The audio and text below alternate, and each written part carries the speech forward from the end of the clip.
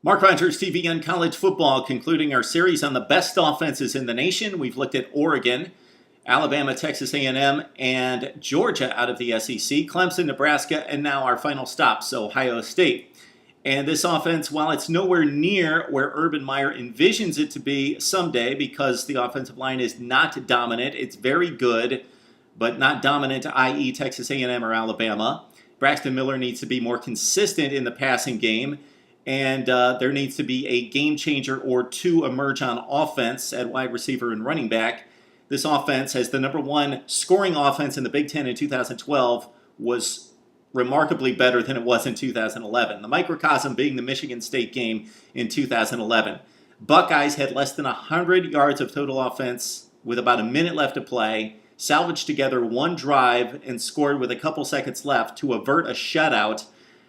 Abysmal. Joe Bosserman, the worst starting quarterback in Ohio State history, starting at quarterback, could barely drop back to pass before he was blindsided. No offensive protection, no push in the running game, penetration in the backfield on almost every play, and no playmakers on the outside. It was tough to watch. That was the microcosm in 2011 to the number one scoring offense in the Big Ten in 2012, and we expect this offense to take even bigger steps in 2013. Okay, it starts with Braxton Miller at quarterback, and we know the dynamic there. He's got a cannon of a right arm, and he is a playmaker at quarterback with his feet. Quick, fast, tough kid, can make all the plays, is very elusive.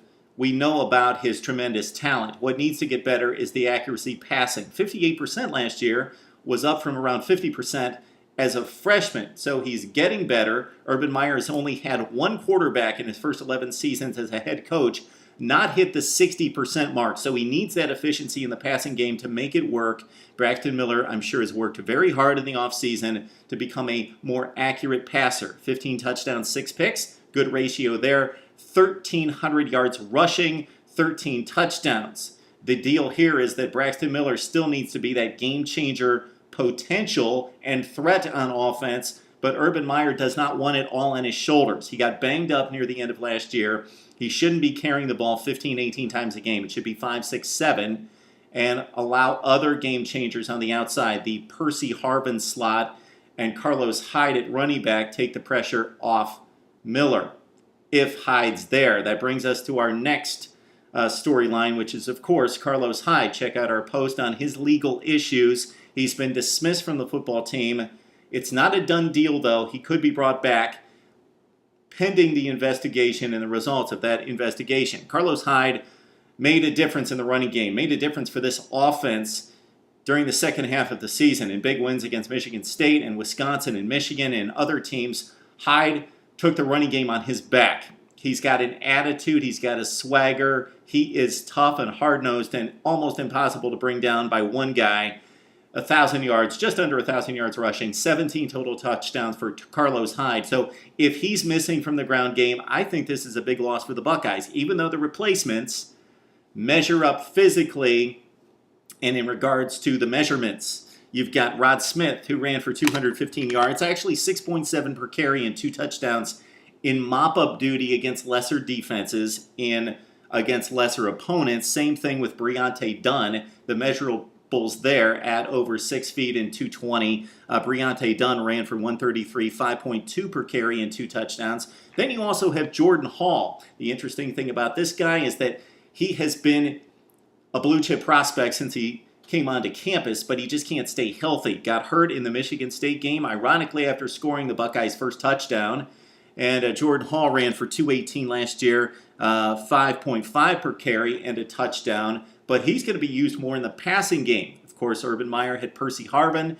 There's a lot of talk around Ohio State about the Percy Harvin fit on offense. That could be Jordan Hall, but he's going to be fighting for his life as a senior to keep that spot because there's a very exciting newcomer by the name of Dontre Wilson out of Texas who played 5A division football in Texas, and he combined for 2,500 yards of total offense last season, 37 receptions, and he is a game breaker, elite speed. Urban Meyer's very excited about him. So pending his development, he will be vying for playing time along with Jordan Hall at that Percy Harvin slot position.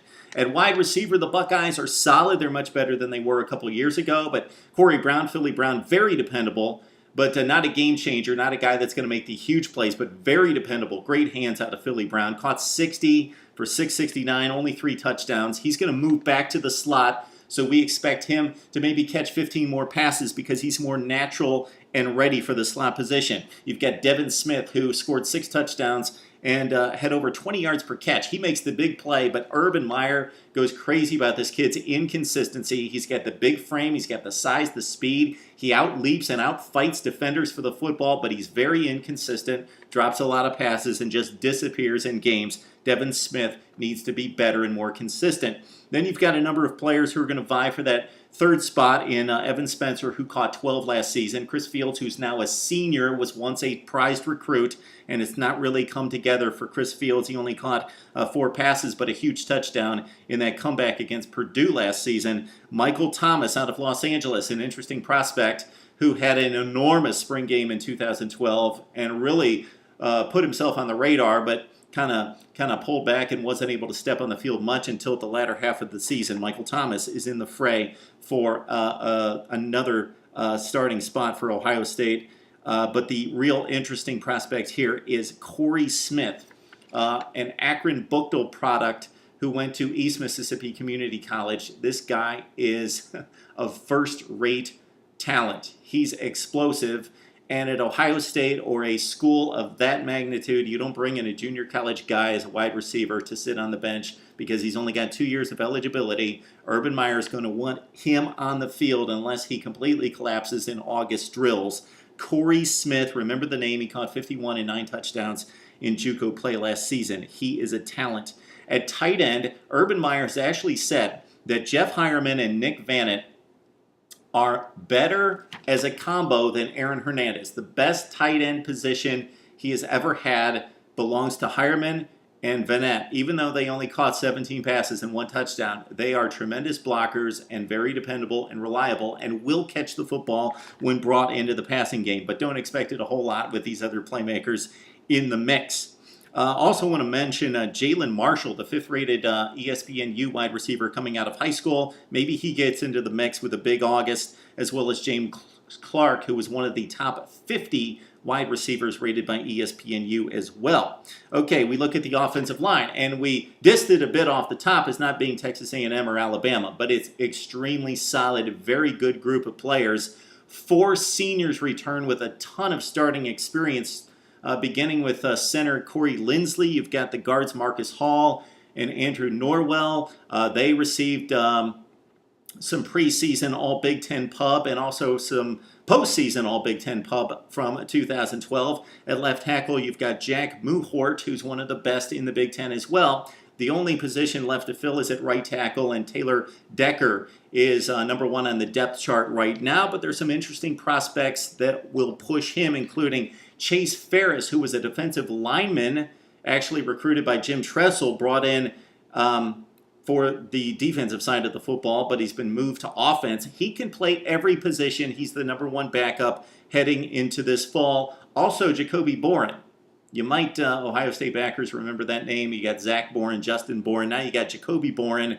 He's the number 1 backer in the interior line, center, and the 2 guard positions. And then the 8th-rated tackle, according to ESPNU, coming out of high school, Evan Lyle. So the Buckeyes, very strong along the offensive line, and they've got better depth than they've had in a couple years, but not a great offensive line.